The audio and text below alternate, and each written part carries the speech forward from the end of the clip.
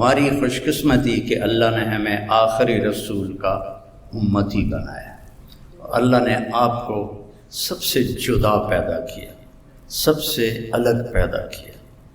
آپ ظاہر تو ہوئے 12 اپریل 12 ربیع الاول، اصحاب فیل کے واقعہ جس سال ہوا تھا، چونکہ اس وقت کیلنڈر نہیں تھا تو 12 ربیع الاول اور عام الفیل کہتے ہیں، لیکن ہمارے آج کے کیلنڈر کے لحاظ سے 22 اپریل اور 571 عیسوی۔ لبیک یا رسول اللہ، میں حاضر یا رسول اللہ۔ اور اس نے آپ کو ایک ٹائٹل دیا، ایک لقب دیا۔ میرے پاس ایک کتاب ہے جس میں 1375 نام ہیں ہمارے نبی کے، القاب ہیں، نام تو محمد و احمد ہے، باقی لقب ہیں۔ تو اس میں ایک علامہ سندھی ہیں، انہوں نے جمع کیے تھے۔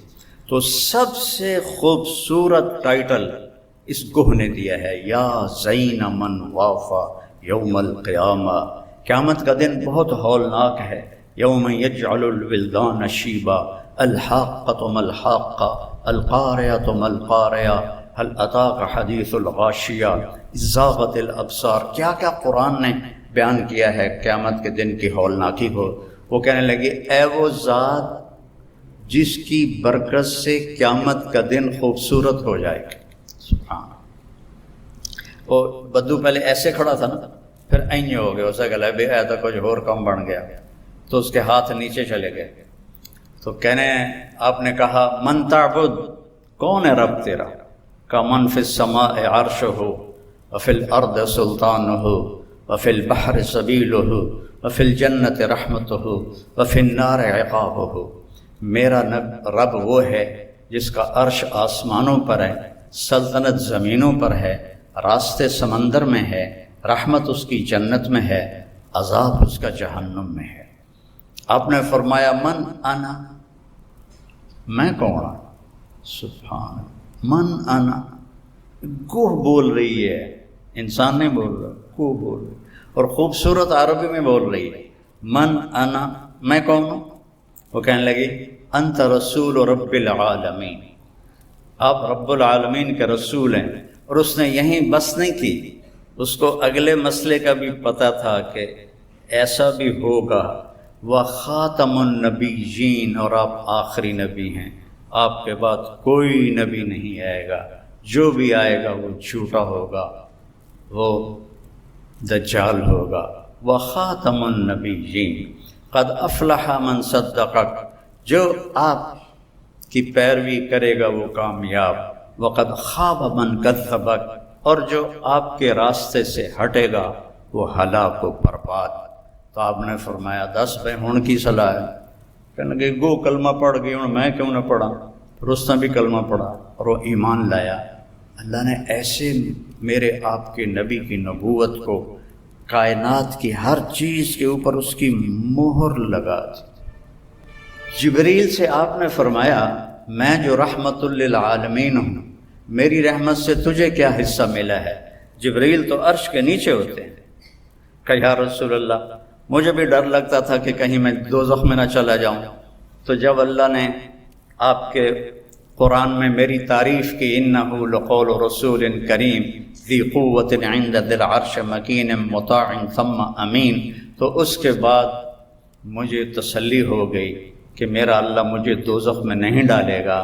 آپ کی رحمت للعالمین عرش سے جا کر ٹکرا رہی ہے، عرش کے اوپر تو پھر اللہ ہے، عرش کے ساتھ جا کے ٹکرا رہی ہے۔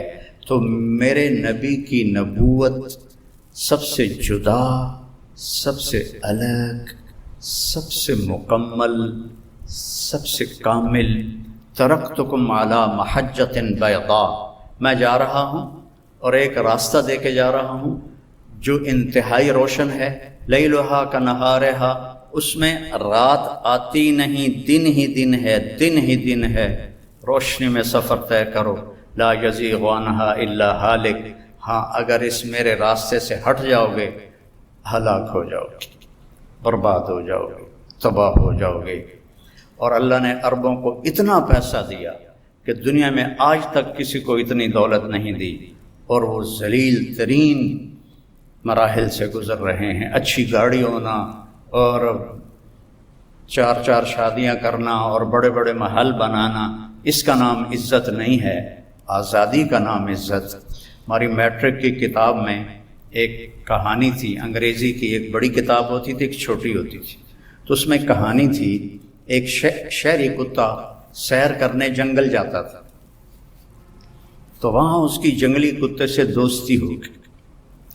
اب جنگلی کتا میں سکا سڑیا جا، شہری کتا دیا وکھیاں بھی باہر نکلی ہوئی ہیں، تو ایک دن وہ جنگلی کتا کہتا یار تو کی کھانا ہے؟ اور میں دودھ پینا، میں گوشت کھانا، پراٹھے کھانا۔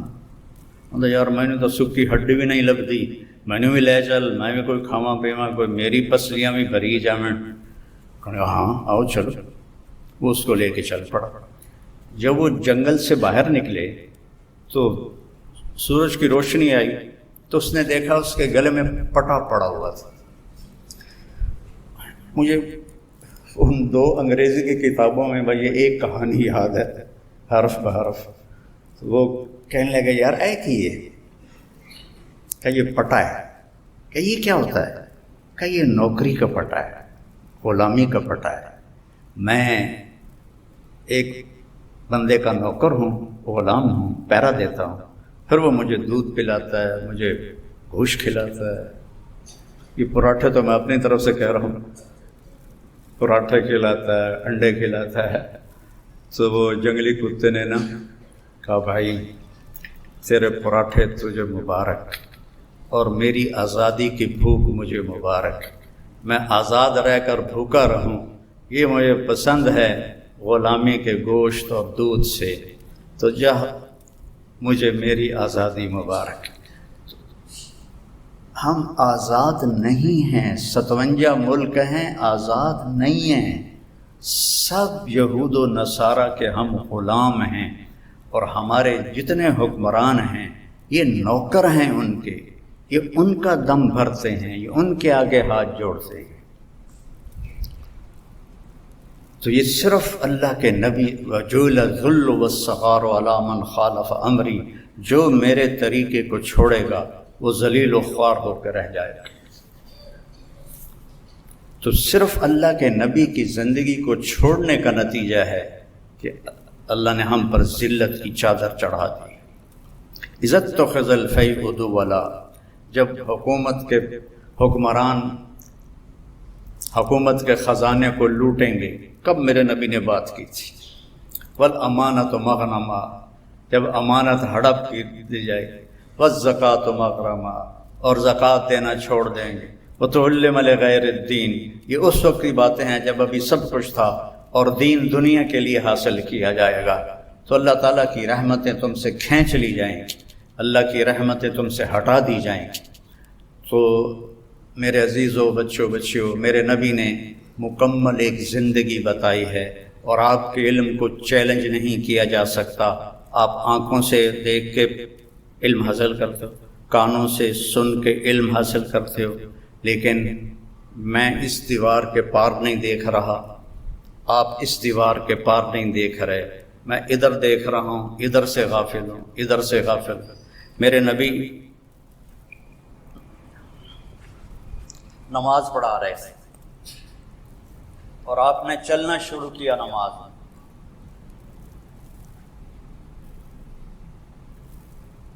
چل رہے ہیں اور دیوار کے ساتھ آ کے لگ کے کھڑے ہوئے۔ اس وقت محراب نہیں ہوتے، تھوڑی دیر کھڑے رہے، پھر آپ نے پیچھے ہٹنا شروع کیا۔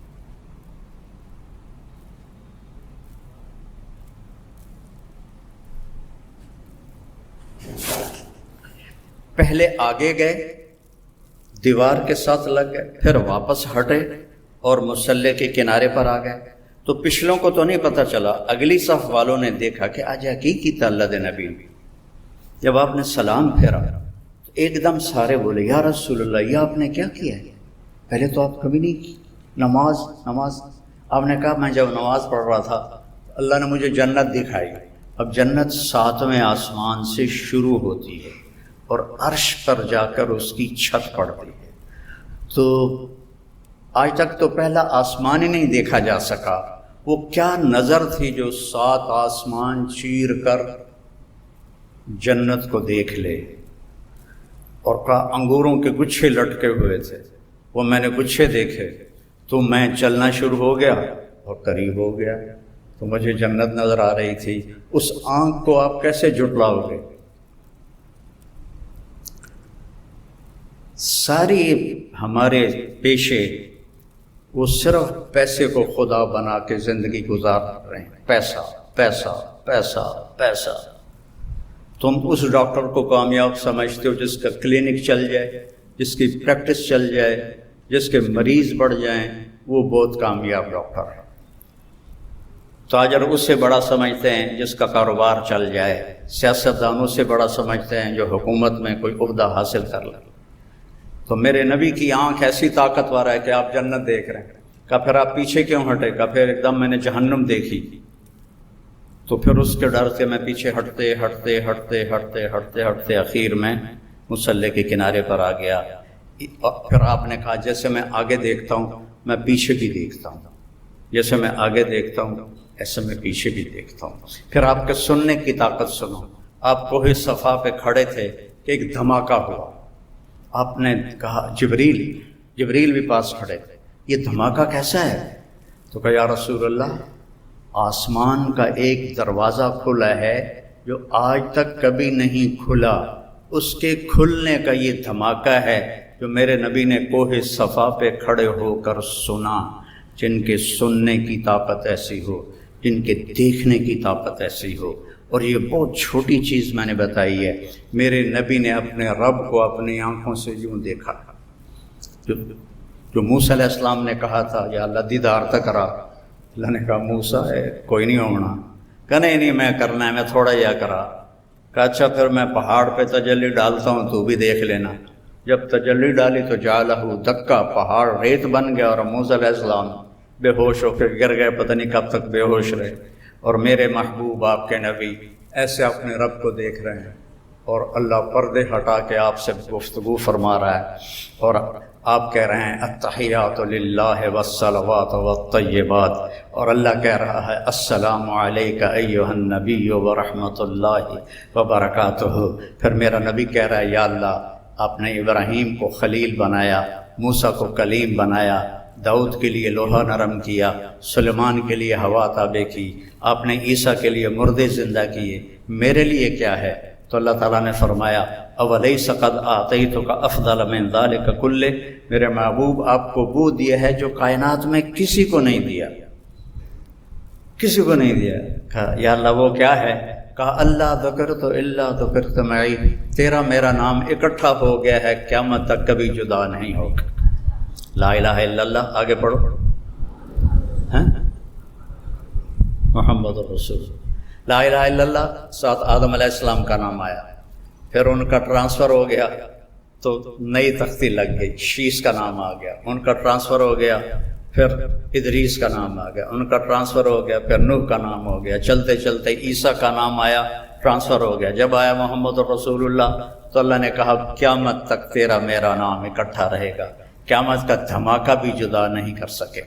اور اللہ نے ایسا برابری کی، اللہ میں 4 حرف ہیں، محمد میں بھی 4 حرف ہیں، احمد میں بھی 4 حرف ہیں، اللہ پہ کوئی نقطہ نہیں، محمد پہ کوئی نقطہ نہیں، احمد پہ کوئی نقطہ نہیں۔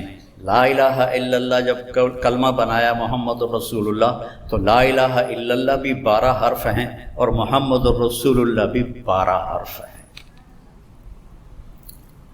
تو دنیا اور آخرت کی عزت پانی ہے میرے عزیزوں، میرے بچوں بچیوں، تو اپنے اللہ کے نبی کی غلامی سیکھ لو، اپنے نبی کے طریقے پر آنا سیکھ لو۔ ابھی تو تم میں بڑا ڈاکٹر وہ ہے جو باہر سے ڈگری لے کر آئے۔ کتنی ہمارے لیے یہ ذلت کی بات ہے کہ جو وہاں سے ڈگری لے کر آئے وہ بڑا ڈاکٹر ہے، جو یہاں لے وہ چھوٹا ڈاکٹر ہے۔ اور تمہیں اللہ نے اپنے نبی کا طریقہ دیا، تمہاری دعا سے مریض شفا یاب ہو جائیں گے۔ تمہیں دعا کی طاقت اللہ نے دی ہے جو کسی غیر مسلم کے پاس کوئی نہیں ہے۔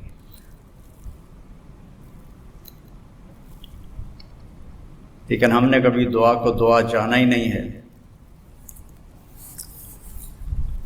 تو میرے نبی کی زندگی ہے جو عورتوں کے لیے الگ بتایا، مردوں کے لیے الگ بتایا، اور موت تک کی زندگی ہے، تھوڑا سا امتحان ہے، پھر ہمیشہ کی کامیابی۔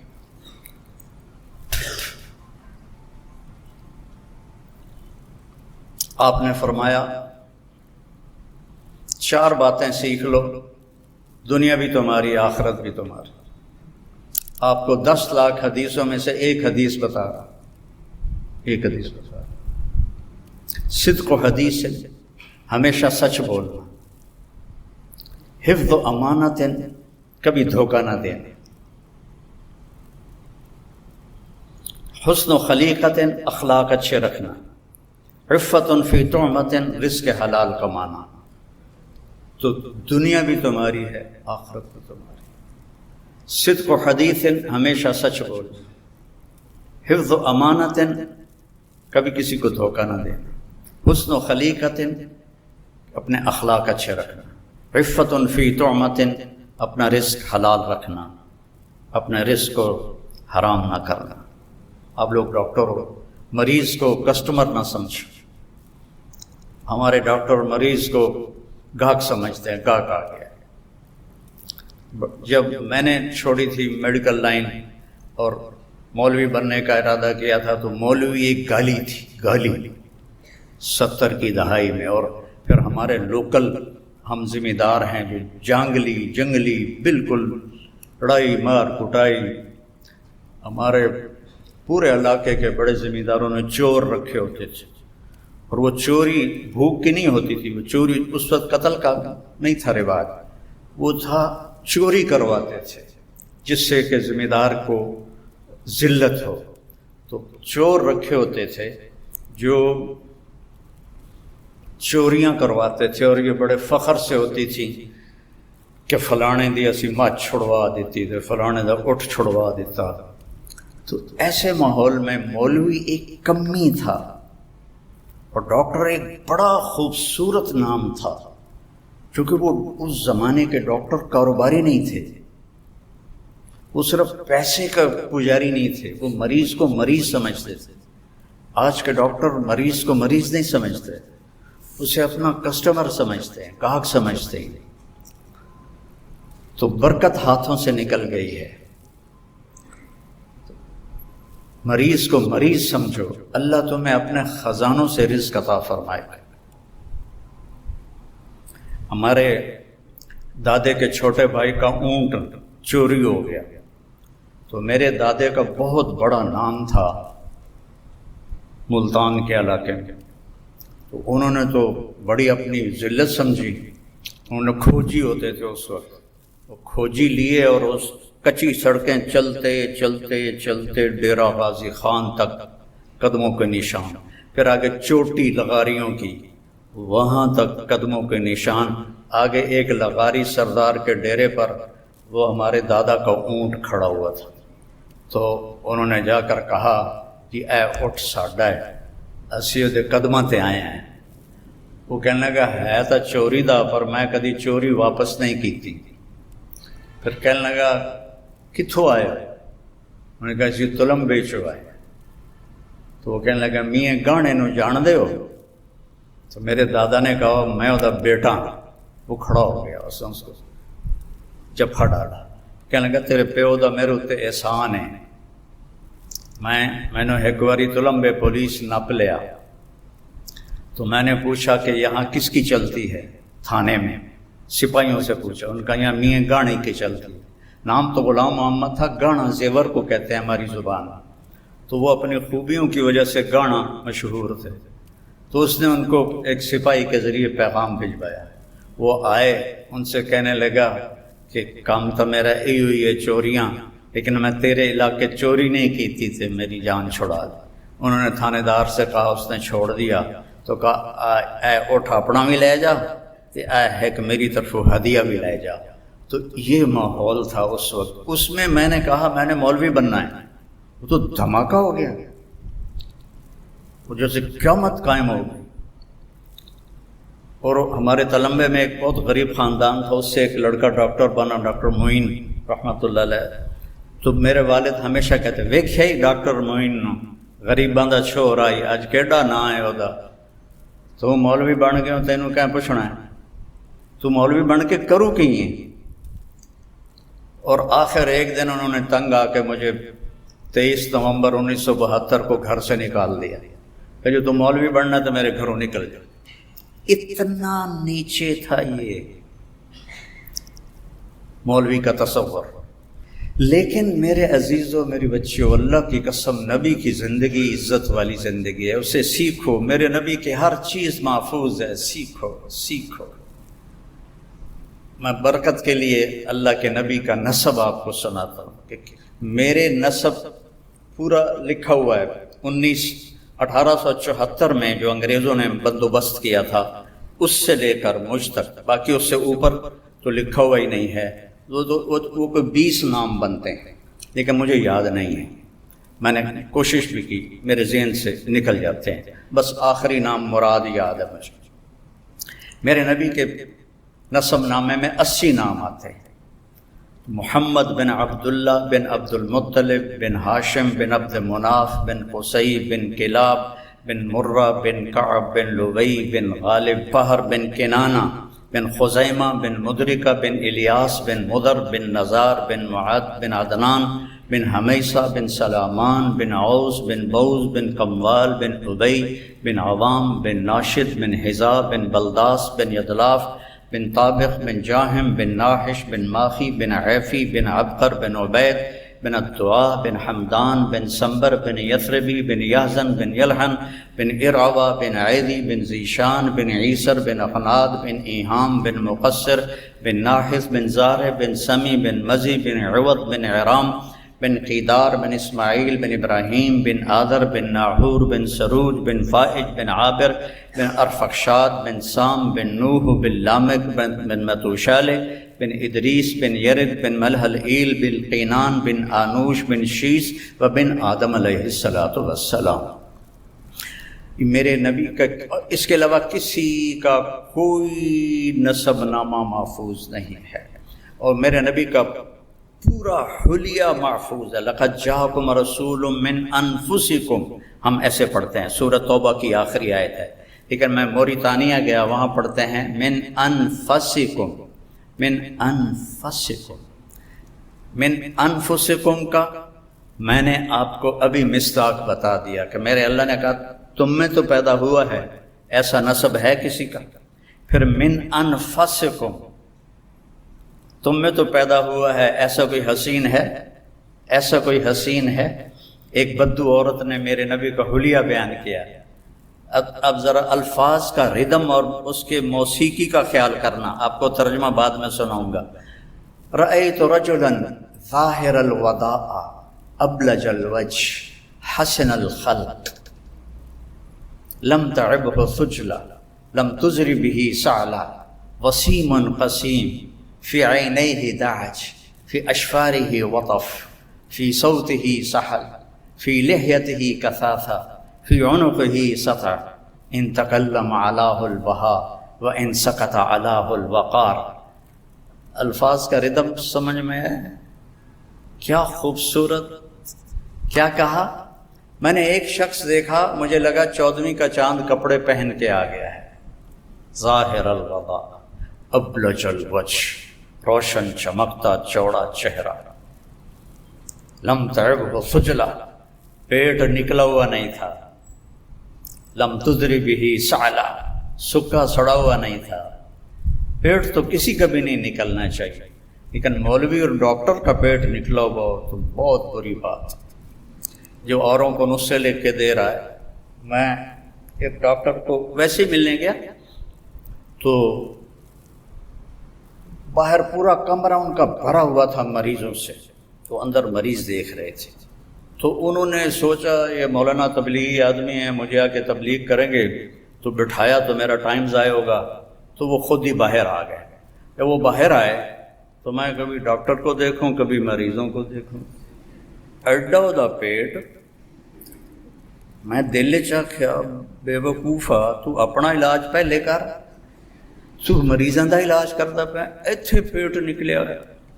اور مولوی کا پیٹ نکلا ہوا ہو ممبر پہ بیٹھے، اور یہ عورت کا چلو ایک تو ویسے پیٹ نکلتا پر ویسے پیٹ اس کا نکل جائے تو وہ بھی بہت عیب کی بات۔ میرے نبی کا ایسے سینہ اور پیٹ تھا، سینہ اور پیٹ برابر تھا، یوں کر کے باہر نہیں نکلا ہوا تھا۔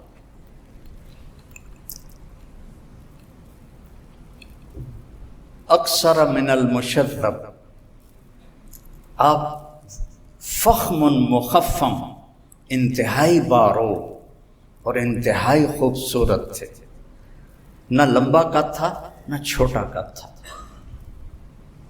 عظیم الحامہ، آپ کا سر بڑا تھا، شدید سواد شعر، سیاہ کالے بال تھے، یجاوز شعرہ شحمت اذنیہ، یہاں تک آپ کے بال تھے، زیادہ تر یہاں تک بھی آئے، یہاں تک بھی آئے، لیکن عام پوری زندگی میں یہاں تک بال تھے۔ ان فرقت عقیقتہ فرق و الا فلا، کبھی آپ مانگ نکالتے تھے اور کبھی ویسی کنگھی فرما لیتے تھے، اور جب کبھی آپ مانگ نکالتے تھے اور سر سے پگڑی اتارتے تھے تو مانگ سے نور نکلتا نظر آتا تھا۔ واسع الجبین، کھلا ماتھا تھا، ازج الحواجب من غیر قرن، یہ بھویں ایسے کمان کی طرح گول تھیں جیسے یہ بچیاں وہ سرمے سے ایسے لمبی بناتی ہیں پھر یہاں تک لے کر آتی ہیں، من غیر قرن، یہاں بال نہیں تھے، یہ بیچاری جن کے ہوتی ہیں وہ لیزر کرواتی رہتی ہیں کہ یہ بال ختم ہو جائیں، تو میرے نبی کے بغیر لیزر کے یہاں بال نہیں تھے، اور ایسے خوبصورت بھووں نے آپ کی آنکھوں کا سارا ایسے گھیرے میں آنکھوں کو لیا ہوا تھا، اور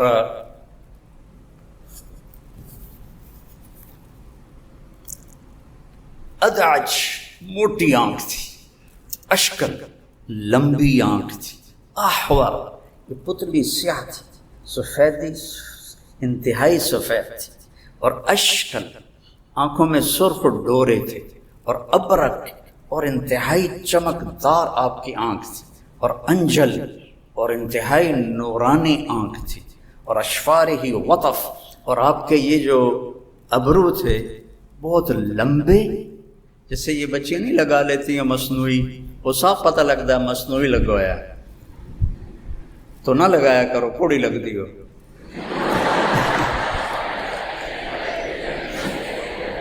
جو اللہ نے دیے ہیں اسی پہ گزارا کرو۔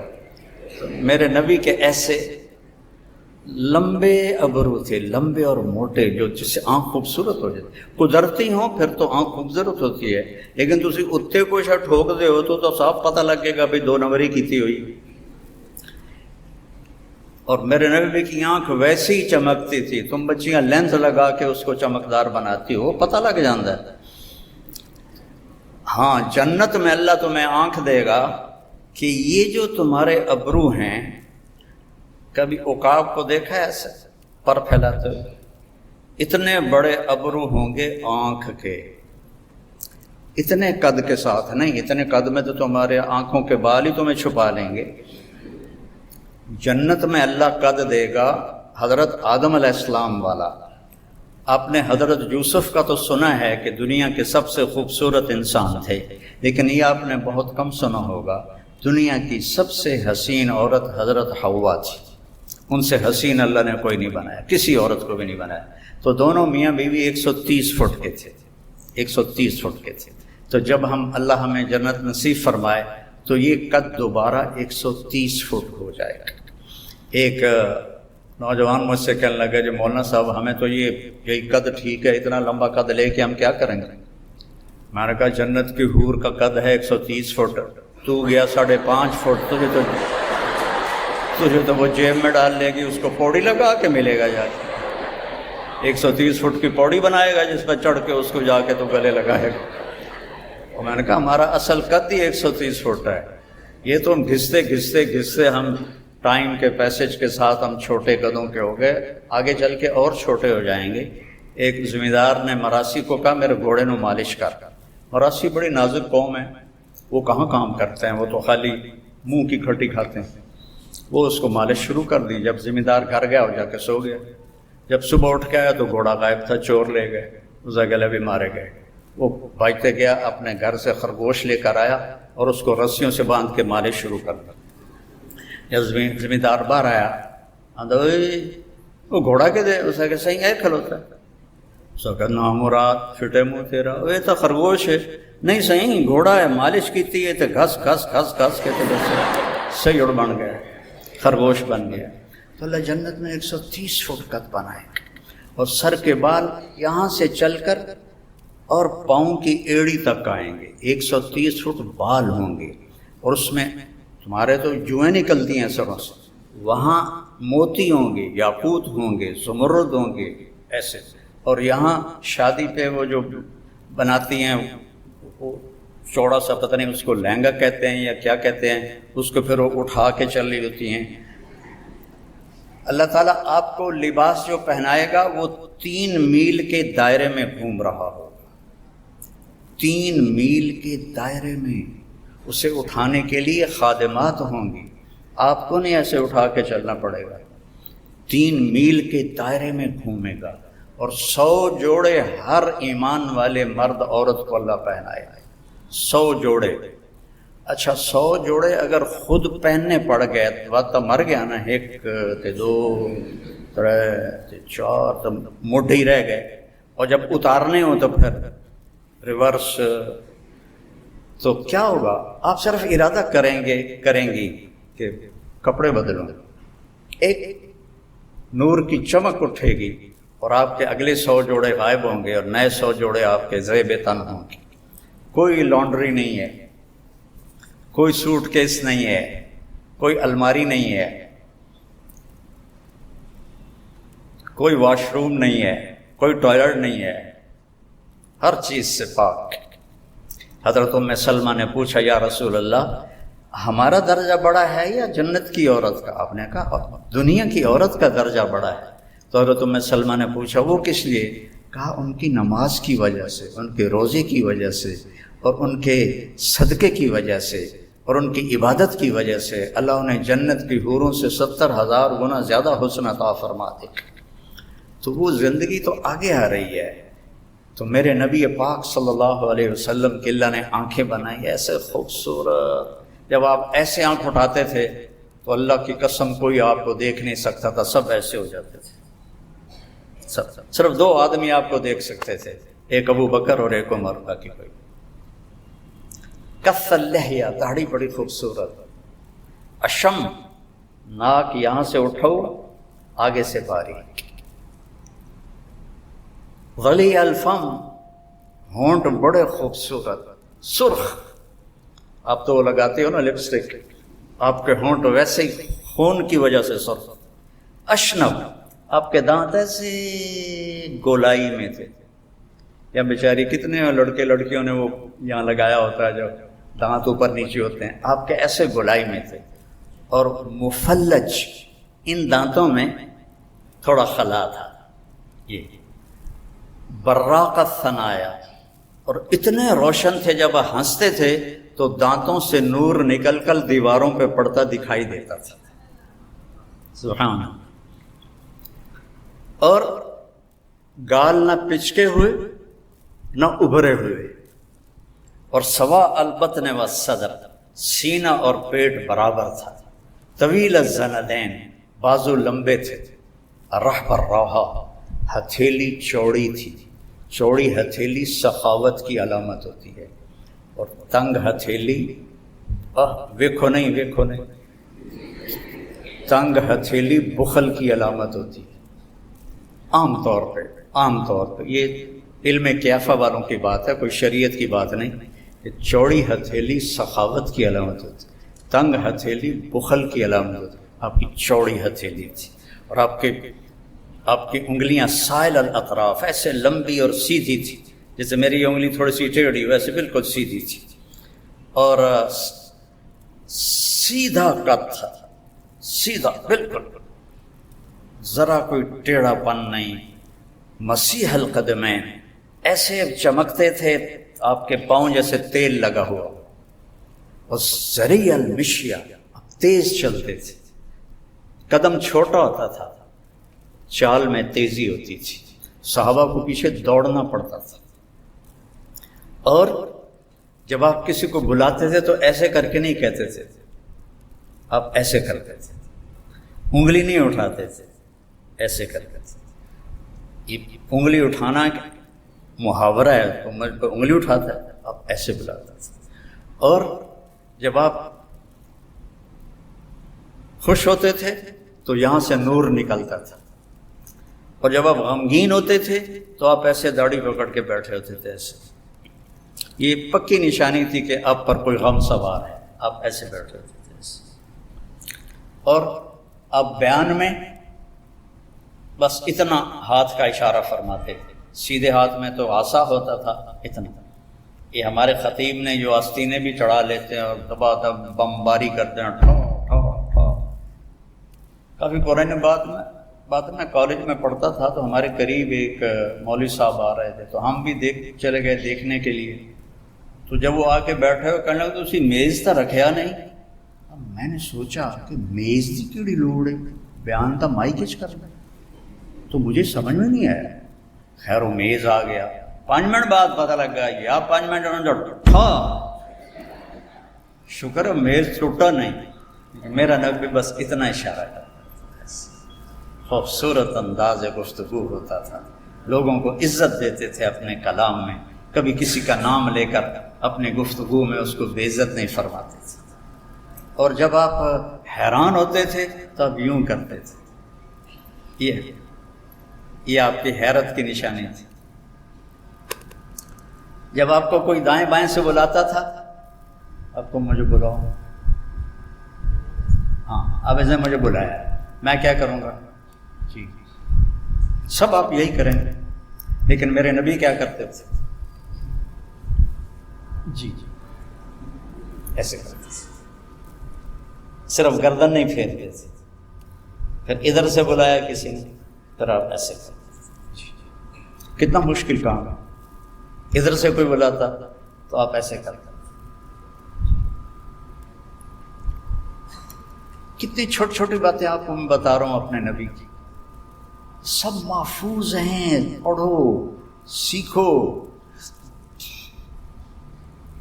آپ کو کھجوروں میں برنی کھجور پسند تھی اور اجوا کھجور پسند تھی، اور دودھ کی لسی آپ کو پسند تھی، اور بکری کے دستی کا گوشت آپ کو پسند تھا، اور گردن کا گوشت آپ کو پسند تھا.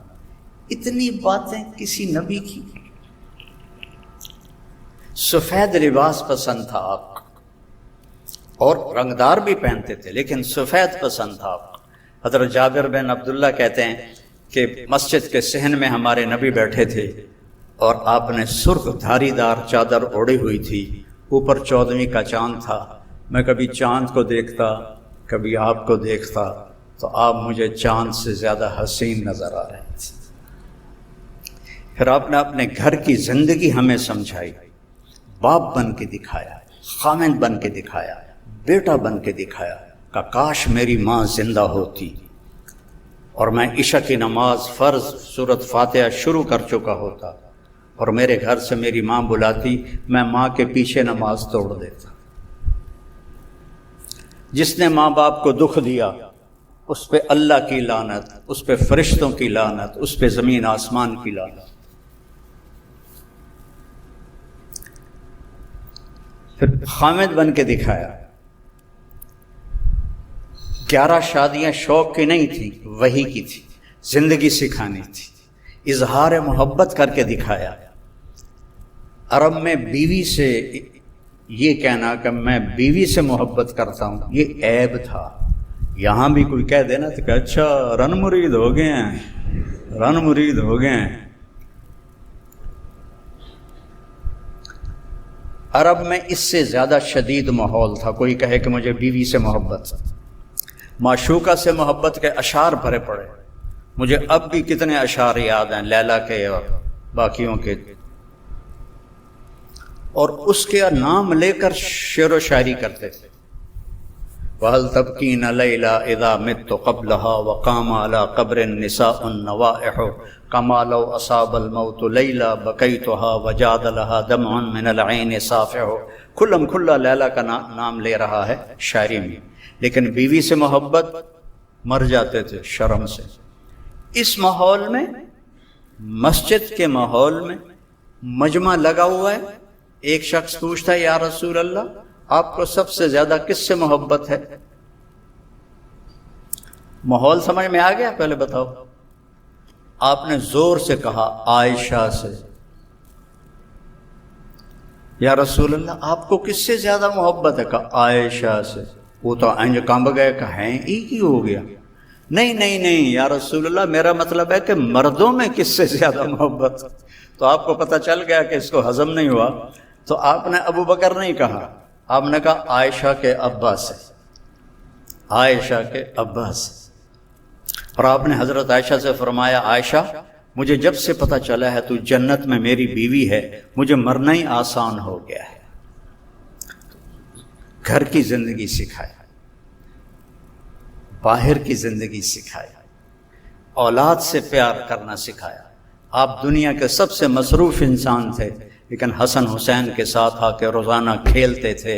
آپ جو ڈاکٹر کی پریکٹس بڑھ جاتی ہے وہ نہ بچوں کا رہتا ہے نہ بیوی کا رہتا ہے. میرے بچے یہاں اسکول پڑھتے تھے تو ان کے میں ملنے گیا پرنسپل سے، تو وہ کہنے لگے اسی فیصل آباد میں ایک میاں بیوی ڈاکٹر تھے، ان کے بچوں نے وہاں داخلہ لیا تھا. تو ایک دن وہ دونوں میاں بیوی آئے کہ 3 دن ہو گئے ہمارے بچوں نے کھانا نہیں کھایا گھر میں، اور ہمیں بتاتے بھی کچھ نہیں. تو انہوں نے ان کو بلا لیا. تو وہ بچے کہنے لگے جی ہم ان کے سامنے نہیں بتائیں گے. دونوں میاں بیوی بڑے ٹاپ کے ڈاکٹر تھے. انہوں نے ان کو باہر بٹھا دیا. ہاں جی بیٹا کیوں نہیں کھا رہے؟ کہا جی صبح ہم ناشتہ کرتے ہیں، ہمارے ماں باپ سو رہے ہوتے ہیں، ہمیں نوکرانیاں ناشتہ کراتی ہیں. ہم دوپہر کھانے میں آتے ہیں، ہمارے ماں باپ ہاسپٹل میں ہوتے ہیں، ہمیں نوکر کھانا کھلاتے ہیں. شام کو ہم کھانے پر بیٹھتے ہیں تو ہمارے ماں باپ کلینک میں ہوتے ہیں تو ہمیں نوکر کھانا کھلاتے ہیں. تو ہم نے کہا ایسے ماں باپ کو ہم کیا کریں کہ جن کی ہمیں شکل ہی نظر نہیں آتی. تو ہم نے اسٹرائک کیا کہ ہم نے کھانا ہی نہیں ہے. تو یہ بہت بڑا مصحف ہے ہر بڑے مصروف آدمی کے ساتھ اور ہر پریکٹس والے ڈاکٹر کے ساتھ کہ وہ اولاد کے نہیں رہتے. تو میرے نبی سے مصروف دنیا میں کوئی نہیں تھا، لیکن حسن حسین کے لیے وقت نکالتے تھے، ان کے ساتھ کھیلتے تھے، ان کو اپنی کمر پہ بٹھا کر گھر میں چکر لگاتے تھے. اور پھر کہتے تھے کیسا ہے اونٹ تمہارا؟ پھر ان کو اتار کے زینب کو بٹھاتے اور گھر میں چکر لگاتے تھے. اتنا بڑا رسول اور بچوں کے لیے ٹائم نکالے، اور آپ چھوٹے سے ڈاکٹر اور کلینک کے پیچھے آپ اپنے اولاد کو بھول گئے، بیوی کو بھول گئے، گھر کو بھول گئے، ماں باپ کو بھول گئے، پیسہ پیسہ پیسہ پیسہ. وہ میرا بھائی کہنے لگا کہ پیسہ ہمارے پاس اس وقت آتا ہے جب ہم خود بوڑھے ہو رہے ہوتے ہیں، تو پتہ نہیں آگے وہ کس کا کام کا ہے، ہمارے بچوں کے کام کا یا کسی اور کے کام کا ہے. تو اعتدال کی زندگی سیکھو، اعتدال کی زندگی گزارو، آپس میں پیار محبت سے رہو. آپ لڑکے لڑکیاں اکٹھے پڑھتے ہو، حیا کا دامن مت چھوڑو. یہ ویسے فطرت اسلام نہیں ہے کہ جوان بچے بچیاں اکٹھے پڑھیں. اور اب تو مجھے لڑکیاں زیادہ نظر آ رہے ہیں، تسی ایویں ہی تھوڑے ہوندے جاندے ہو. تو احتیاط سے رہو، نظروں کی حفاظت کرو. اور ہمارا بوائے فرینڈ گرل فرینڈ کوئی کلچر نہیں ہے، یہ حرامی کلچر ہے، یہ کفر کا کلچر ہے. ہمارے ماں باپ عزت کے ساتھ اپنی بیٹی کو ڈولی میں بٹھائیں، وہی آپ کے لیے کامیابی ہے. اور آپ کے والدین آپ بچوں کے لیے جو رشتہ طے کریں وہی آپ کے لیے بابرکت ہے.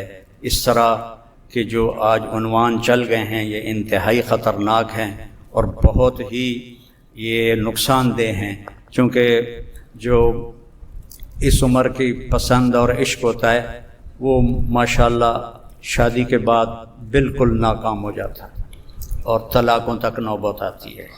اور جو ماں باپ جو طے کرتے ہیں اس میں برکت ہوتی ہے، اور باقی کھٹبٹ تو جنت میں ختم ہوگی، دنیا میں تو ختم ہو نہیں سکتی، تو جنت میں ہی جا کے ختم ہوگی۔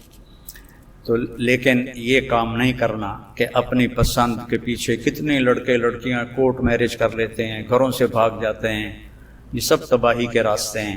اس سے اپنے آپ کو بچاؤ اور حیا کا دامن نہ چھوڑو، کہ اللہ تعالیٰ اور اس کے نبی کو حیا بہت پسند ہے، اور جن سے سیکھو، جن سے پڑھو، ان کی عزت اپنے دل سے کرو۔ ان کو نہ دیکھو یہ کیا کرتے ہیں، تم یہ دیکھو کہ تم نے ان سے سیکھا ہے، اس کو عزت دو، تو اللہ آپ کو اس بہت زیادہ کامیابیوں سے نوازے گا۔ نماز کی پابندی کرو، سچ بولو، جھوٹ نہ بولو، ماں بہن کی گالی نہ دو، سیاسی جماعتوں کا حصہ نہ بنو، جانا ہے تو تبلیغ میں جاؤ کہ جس سے آپ کو کوئی فائدہ بھی ہو دینی طور پر۔ سیاسی جماعتیں تو نفرت اور ہمارے سیاستدان تو ویسے ہی کوڑے کا ڈھیر ہیں، کچھ نہیں ہے ان میں سوائے گندگی کے۔ تو اپنی محنت کو اپنی تعلیم میں خرچ کرو۔ اللہ تعالیٰ مجھے آپ کو عمل کی توفیق بخشے۔ اللہم لک الحمد کما انت اہلہ فصل علی محمد کما انت اہلہ وفعل بنا ما انت اہلہ انک اہل التقوی و اہل المغفرہ۔ یا اللہ ان بچے بچیوں کو قبول فرما، ان کو اعلیٰ طبیب بنا، ڈاکٹر بنا، ہمدرد انسانیت بنا، اس ادارے کو بابرکت بنا، یہاں پڑھنے پڑھانے والوں کو یا اللہ طب کا علم عطا فرما، مریضوں کے لیے انہیں مسیحا بنا، مریضوں کے لیے انہیں ہمدرد بنا، مریضوں کے لیے انہیں شفا کا ذریعہ بنا۔ شفا تو دیتا ہے، ان کے ہاتھوں کو ذریعہ فرما لے، ان کی دواؤں کو ذریعہ فرما لے، اور ہمارے سارے تعلیمی اداروں میں یا اللہ ہمارے بچے بچیوں کی حفاظت فرما، ان کے اخلاق کی حفاظت فرما، ان کی تربیت فرما، انہیں والدین کا فرما بردار بنا، ان کی شادیوں کے اچھے جوڑ مقدر فرما، نیک و صالح اولاد مقدر فرما۔ یا اللہ ہمارے ملک پر بہت برا وقت آیا ہوا ہے، اپنے فضل سے ہمارے ملک کو اس بحران سے نکال لے، اس بحران سے نکال لے، اس بحران سے نکال لے۔ غریب بندے تیرے خودکشیاں کر رہے ہیں اور اپنے عزتیں بیچ رہے ہیں، یا اللہ تو رحم فرما دے، تو رحم فرما دے، اور یا اللہ رزق کی فراوانی فرما دے، اور بددیانت اور ظالم اور یا اللہ ہوس پرست حکمرانوں سے ہماری حفاظت فرما، ہمیں نجات نصیب فرما، ہمیں نیک لوگوں کے سپرد فرما، ہمیں نافرمانوں کے سپرد نہ فرما۔ جو ہسپتالوں میں مریض ہیں انہیں شفا کاملہ عطا فرما، جہاں جہاں بھی مریض ہیں انہیں شفا کاملہ عطا فرما، اور یا اللہ جو فوت ہو گئے ایمان پر ان کے درجے بلند فرما۔ جب ہمارے جانے کا وقت آئے تو ہمارا بھی ایمان پہ خاتمہ فرما۔ وصلی اللہ، اور ان سارے بچے بچیوں، اساتذہ، پرنسپل صاحب اور جتنے بھی شامل ہیں یہاں، ان سب کو بہت جزائے خیر عطا فرما، اور ہم نے تیرے محبوب کا تذکرہ کیا، اسے قبول فرما، اور اسے ہماری زندگی کا زیور بنا، ہماری زندگی اپنے نبی والی زندگی بنا، اس سے ہمیں آراستہ فرما، ہمیں ان کے نقش قدم پر چلا، کوئی غلطی ہو جائے تو توبہ کرنے کی توفیق عطا فرما۔ وصلی اللہ تعالی علی نبی الکریم، آمین۔ میرے نبی نے گھروں کو آباد کرنے کا ایک خوبصورت طریقہ بتایا کہ اس زبان پہ قابو کر لو، خاموش رہنا سیکھ۔ غصے کے بیوی کو غصہ چڑھ جائے تو خاوند چپ کر جائے، خاوند کو غصہ چڑھے تو بیوی چپ کر جائے، تو آپ کا گھر خوبصورت رہے گا۔ اگر دونوں ہی آگ لگ گئی اور دونوں ہی بولنا شروع ہو گئے تو آپ بھی گئے، آپ کے بچے بھی گئے۔ اپنی زبان پہ قابو پانا سیکھو۔ ہماری ایک دیوبند تھی ماسی شریفہ، فوت ہوگی بیچاری، کچھ ہی بڑی لڑاکی، چھوٹے قادی آئے تھے، چنگا شرلی پٹاخہ ہے، تو وہ آئی میری بہن کے پاس، کہتی بی بی میری نوواں میرے نال بڑا لڑتی آپ تھی، میری نوواں میرے نال بڑا لڑدیاں، میں نے کوئی تویز دے کہ ساریاں میریاں نوکر بن جائیں۔ اب میری بہن کو تو پتہ تھا کہ ماشاءاللہ آپ سوا سیر ہے، تو میری بہن تویز گنڈے کا ہمارے ملک میں بڑا رواج ہے، تو ایسے الٹی سیدھے لکیریں لگا کے نا، تو رول کر کے چھوٹا سا بنا کے کہا کہ ماسی جب تیری لڑائی ہونے لگے تو یہ تعویذ تم نے یہاں رکھ لینا اور چک مار لینا ہے، اور اس کو گرنے نہیں دینا، گر گیا تو وہ تیری خیر کوئی نہیں۔ اور اس نے کیا کیا، اس کو چپ کروانے کا طریقہ تھا۔ تو تعویذ کی تو بڑی اہمیت ہوتی ہے۔ تو ایک ہفتے کے بعد آ گئی، بی بی تو بڑا چنگا تعویذ دیتا، ساری لڑائی ختم ہو گئی کیونکہ ماسی شریفہ چپ ہو گئی۔ تو یہ سب ان عورتوں کو بھی تعویذ دیتا ہوں، ماسی شریفہ والا آپ کو بھی دیتا ہوں۔ ماسی شریفہ والا تعویذ لے لو، آپ کی زندگی بڑی خوشحال ہو جائے گی۔ اللہ کی قسم، جھک جانے میں جو عزت ہے وہ سر اٹھانے میں نہیں ہے، چپ رہنے میں جو سکون ہے وہ جواب دینے میں نہیں ہے۔ آپ خاموش رہنا سیکھو، آپ اپنے بچوں کو عزت دینا سیکھو، اپنے بچوں کو ٹائم دیا کرو۔ یہاں مرد کی بھی جاب ہے، عورت کی بھی جاب ہے۔ تو بچے نظر انداز ہوتے ہیں، ان کو ٹائم دو۔ میرے نبی نے فرمایا اکرموا اولادکم، اپنی اولاد کو عزت دو۔ اور آپ نے فرمایا خیرکم خیرکم لأہلہ، سب سے بہترین مسلمان وہ ہے جو بیوی سے اچھا سلوک کرے۔ اور ایک عورت نے پوچھا یا رسول اللہ میرے خامند کا میرے اوپر کیا حق ہے؟ آپ نے فرمایا تیرے خامند کے جسم پہ پھوڑے نکل آئیں اور ان میں گندا پانی جمع ہو جائے اور تو زبان سے چاٹ چاٹ کے اس کے زخم صاف کرے تو بھی تو نے خامند کا حق ادا نہیں کیا۔ دونوں کو بیلنس کیا ہے۔ بہترین مسلمان وہ ہے جس کا بیوی کے ساتھ اچھا سلوک۔ آپ نے 11 شادیاں کی، یہ شوق کی نہیں تھی، یہ اللہ کے حکم کی تھیں اور ہمیں زندگی سمجھانے کے لیے تھیں کہ آپ یہاں رہو یا کہیں اور جگہ رہو، جب تک آپ کو صبر اور برداشت کرنا نہیں آئے گا آپ کی زندگی خوبصورت نہیں ہو سکتی۔ غصے کو پینا سیکھو، غصے کو دبانا سیکھو، غصے کے وقت چپ رہنا سیکھو، آپ کی زندگی بڑی خوبصورت ہو جائے گی، بہت حسین ہو جائے گی۔ زندگی اندر ہے، باہر نہیں۔ اب روز لائف میں چڑھ کے کوئی اچھی زندگی نہیں گزار رہا ہے، لائف تو اندر ہے۔ دل دریا سمندروں ڈوبے کون دلانیاں جانے ہو، وچے بیڑے وچے جھیڑے وچے ونج مہانے ہو۔ یہ اندر ہے، لائف اندر ہے۔ اور کیا لطف انجمن کا جب دل ہی بجھ گیا ہو، جب اندر بجھا ہوا ہو تو پھر باہر کی چیزیں کوئی مزہ نہیں دیتی۔ عاصم کے مرنے کے بعد ہمیں کوئی شے اچھی نہیں لگتی، حالانکہ لائف ہر نعمت موجود ہے، سب کچھ موجود ہے۔ میرے بیٹے کا نام عاصم تھا جو فوت ہوا ابھی، جو 36 سال کی عمر میں، تو کوئی شے اچھی نہیں لگتی کہ اندر ویرانی آ گئی۔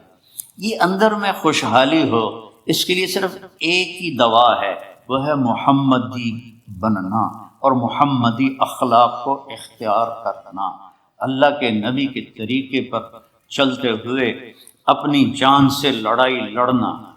ایک ہمارا دوست تھے، وہ تبلیغ میں گئے تو ان کو داڑھی رکھنے کا شوق ہو گیا، اب بیوی ان کی رکاوٹ بن گئی کہ داڑھی رکھو گے تو مجھے طلاق دینی ہوگی۔ اب وہ کافی دیر بیچارے سوچتے رہے، ایک دن ان کو ترکیب سوچی، آ کے بیگم سے کہنے لگے میرا جی چاہ رہا ہے کہ میں دوسری شادی کروں، لیکن میں سوچتا ہوں پہلے داڑھی رکھوں یا پہلے شادی کروں۔ تو ان کی بیگم نے کہا پہلے داڑھی رکھ، پہلے داڑھی رکھ۔ تو ایسے اپنی بیگمات کو مناؤ پیار محبت سے۔